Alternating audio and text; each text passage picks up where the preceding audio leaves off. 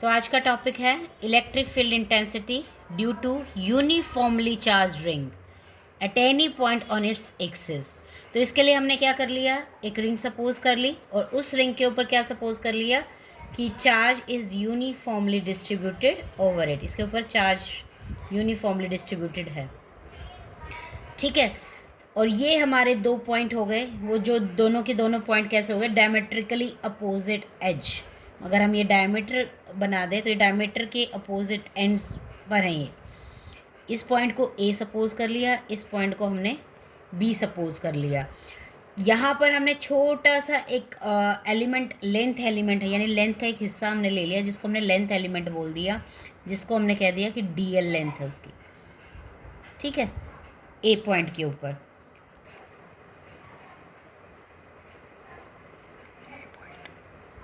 तो हमने A point के ऊपर एक स्मॉल लेंथ एलिमेंट ले लिया जिसको हमने कह दिया डीएल लेंथ एलिमेंट है। यूनिफॉर्मली चार्ज रिंग हो गई। मान लो इस यूनिफॉर्मली चार्ज रिंग के हमने क्या आर्टिकल लिख लिया है, इलेक्ट्रिक फील्ड इंटेंसिटी निकालनी है यूनिफॉर्मली चार्ज रिंग की वजह से किसी भी पॉइंट पर ऑन इट्स एक्सिस। तो ये इसका एक्सिस हो जाएगा। सपोज हमें यहाँ इलेक्ट्रिक फील्ड की वैल्यू निकालनी है, तो जैसे हमने पिछले आर्टिकल्स में किया था कि जहाँ पे भी इलेक्ट्रिक फील्ड इंटेंसिटी निकालनी हो तो वहाँ हम यूनिट पॉजिटिव टेस्ट चार्ज रख देते हैं, यानी जिसकी स्ट्रेंथ कितनी होती है, 1 कूलम का हमने चार्ज रख दिया। अब इस पी पॉइंट पर, जो ये पी पॉइंट है, इस सेंट्रल पॉइंट से कितने डिस्टेंस पर लिया है हमने, suppose it is at X distance पर ले लिया। और ए पॉइंट से जो ये पी पॉइंट है, let it be at distance, यहाँ से हमने ज्वाइन कर दिया है, let it be at a distance.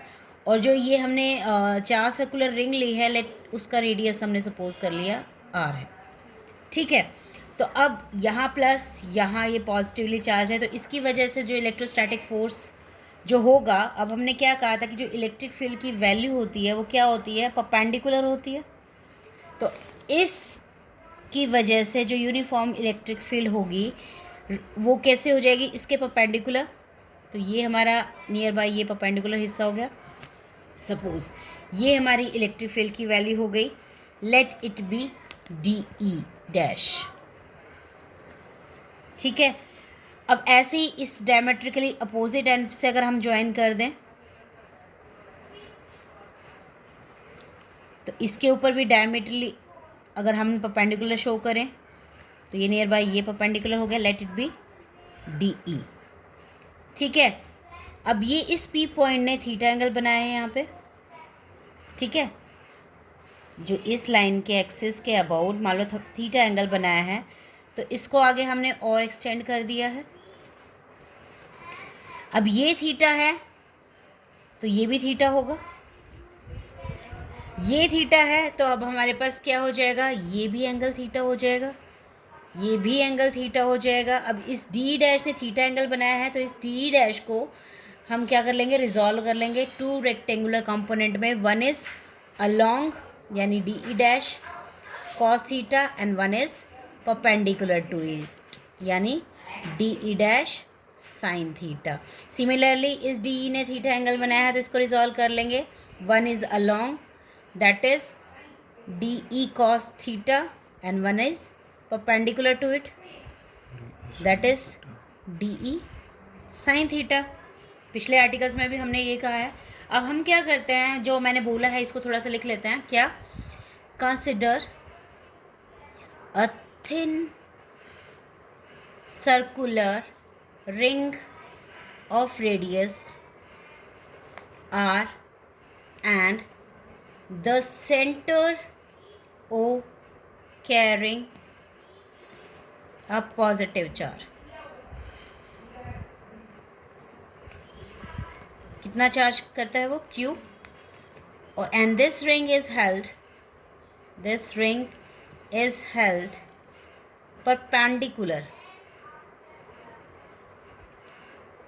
To the plane of paper. O P कितना लिया है हमने, एक्स लिया है। ओ ए कितना लिया है हमने, आर लिया है। और पी कौन सा पॉइंट है, P be the point at which electric field to be found.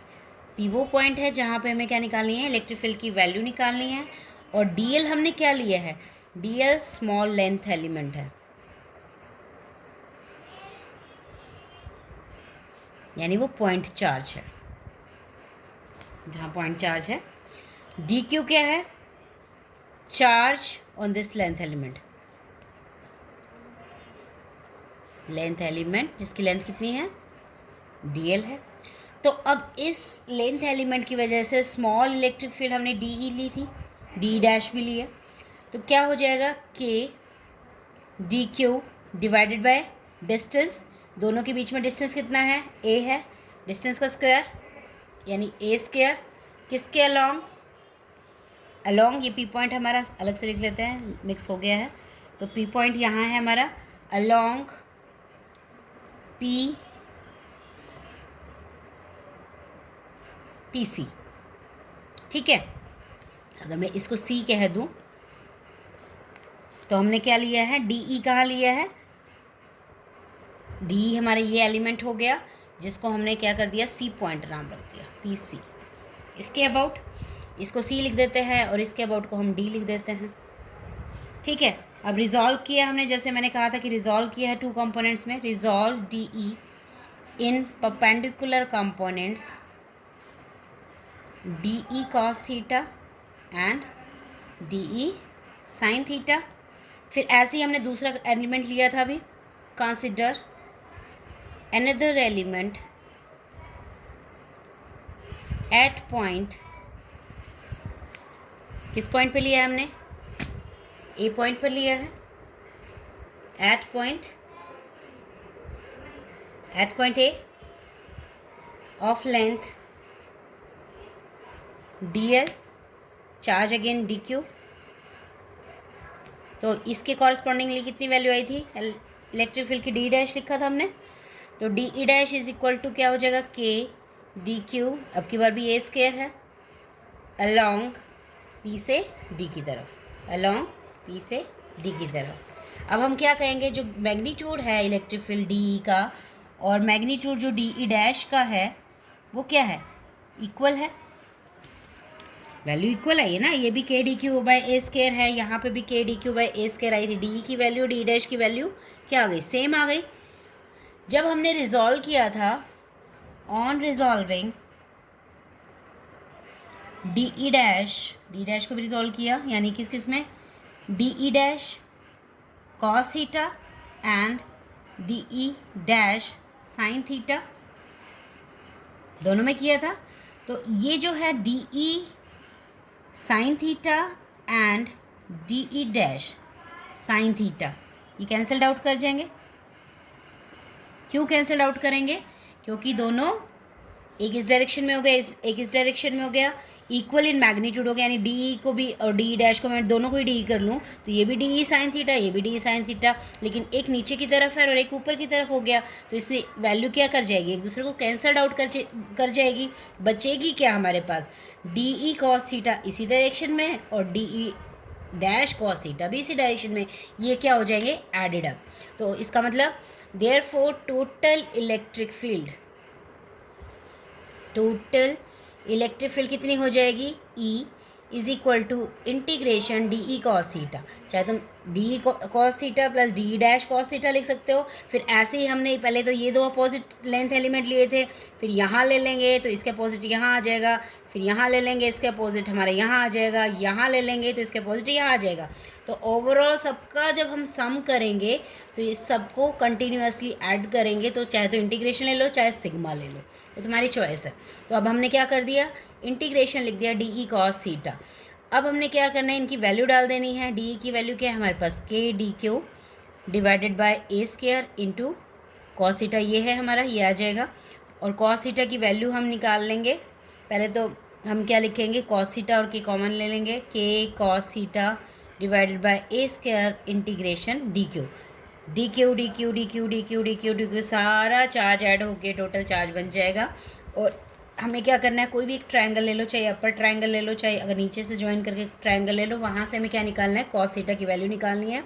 So in triangle AOP ले लिया हमने, तो कॉस थीटा क्या आ जाएगा, x अपॉन ए, ठीक है। और ए की अगर हम वैल्यू निकालना चाहें, ये हाइपोटेन्यूज हो जाएगा। अगर इस ट्रायंगल की बात करें, ये हाइपोटेन्यूज हो जाएगा, ये बेस है, ये परपेंडिकुलर है।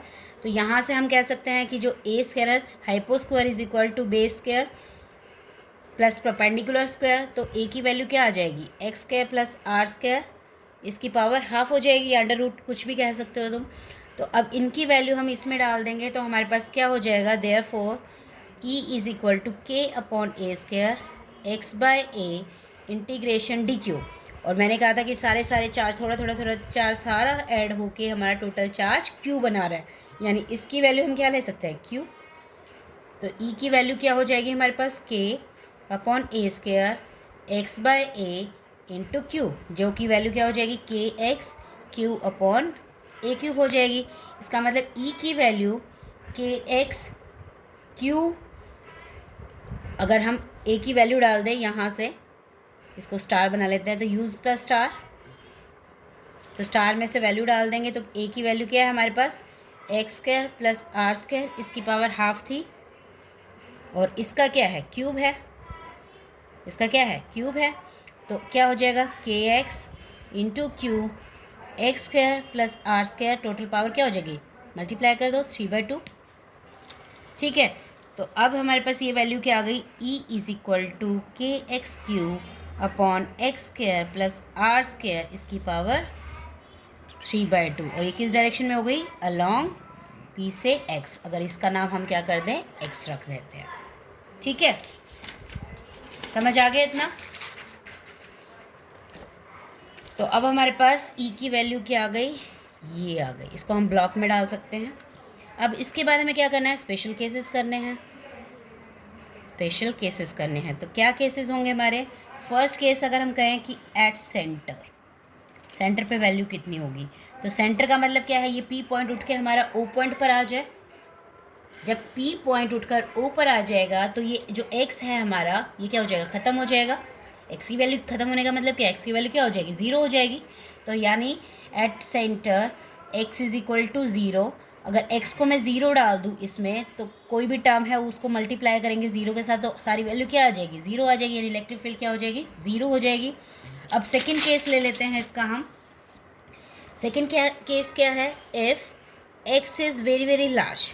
एक्स लार्ज का मतलब क्या है, पी पॉइंट यहाँ रखा, तो और भी अगर हम दूर ले जाएं, यानी यहाँ से हम और दूर लेके चले जाते हैं, तो जो वैल्यू पहले ही बड़ी है उसका स्क्वायर करेंगे, तो उसकी वैल्यू और ज़्यादा बड़ी हो जाएगी। या हम कहें कि जो आर हमारा क्या है, ये है, ये तो फिक्स है हमारा, तो इसका मतलब क्या है, ये इसके कंपैरिजन में क्या हो जाएगा, बहुत छोटा हो जाएगा। तो इसका मतलब हम इग्नोर कर सकते हैं, इग्नोर क्या, और छोटे की वैल्यू का भी स्क्वायर करेंगे तो और छोटी वैल्यू आ जाएगी।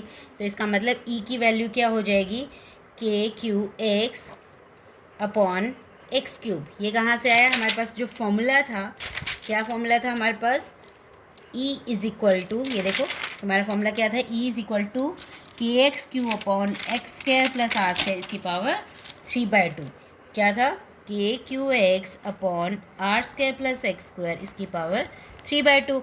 तो हमें क्या करना है, इसको ज़ीरो करना है, इसको ख़त्म करना है। तो क्या बच जाएगा, एक्स स्क्वायर, इसकी पावर 3/2, तो 2 से 2 कैंसिल हो जाएगा, तो क्या बचेगा, एक्स का सिर्फ क्यूब बचेगा। तो इसका मतलब हमारे पास क्या बच गया, ई इज़ इक्वल टू के क्यू। अब यहाँ भी कट जाएगा, यहाँ स्क्वायर से कट जाएगा, तो हमारे पास क्या आ जाएगा, अपॉन एक्स स्क्वायर। इसका मतलब क्या है, फिर से हमारे एक्स स्क्वायर की पावर में जो इलेक्ट्रिक फील्ड है वो डिक्रीज़ होनी शुरू हो जाएगी। इसका मतलब क्या है, it means if point of measurement is at large distance, it means if the point of measurement is at large distance, therefore जो uniformly charged ring कैसे बिहेव करेगी, जैसे हमारा सिंगल पॉइंट चार्ज सोर्स था, क्योंकि उसमें भी हमारा inversely proportional to R square था, और यहाँ पे भी inversely proportional to R square. यहाँ आर ना लेके हमने एक्स लिया है बस। Uniformly charge ring will behave as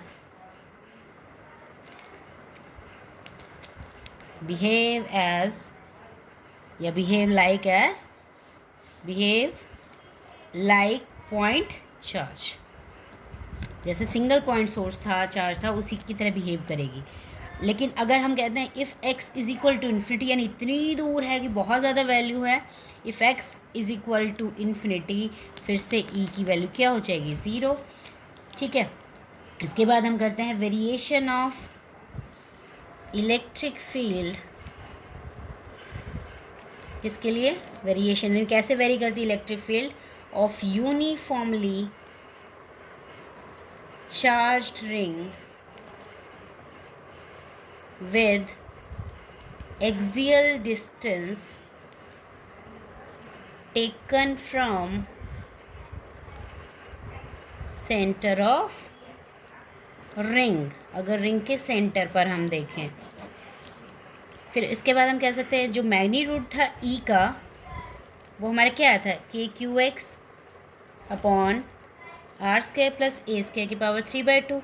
अब हमने क्या कहा, x इक्वल टू अगर 0 हो जाएगा तो e इक्वल टू 0 हो जाएगा, लेकिन अगर x बहुत छोटा हो जाए, यानी नज़दीक आ जाए, और किससे छोटा हो जाए, वैसे r से छोटा हो जाए, तो e की वैल्यू क्या हो जाएगी, अगर x r से छोटा हो जाएगा, अगर x यहाँ e नहीं आएगा x आएगा, अगर हमारे पास x छोटा हो जाएगा r से, तो x को नेगलेक्ट कर देंगे इसके कंपैरिजन में, तो हमारे पास फॉर्मूला क्या आ जाएगा, KQX R² की पावर 3/2, क्योंकि x को नेगलेक्ट करना अब की बार, तो r की स्क्वायर की पावर 3/2, यानी फिर से 2 से 2 कट जाएगा तो r³ बच जाएगा।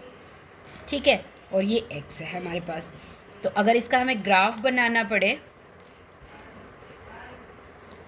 तो वेरिएशन हमें कैसे शो करनी है कि जो इलेक्ट्रिक फील्ड की वैल्यू है वो कैसे वेरी कर रही है,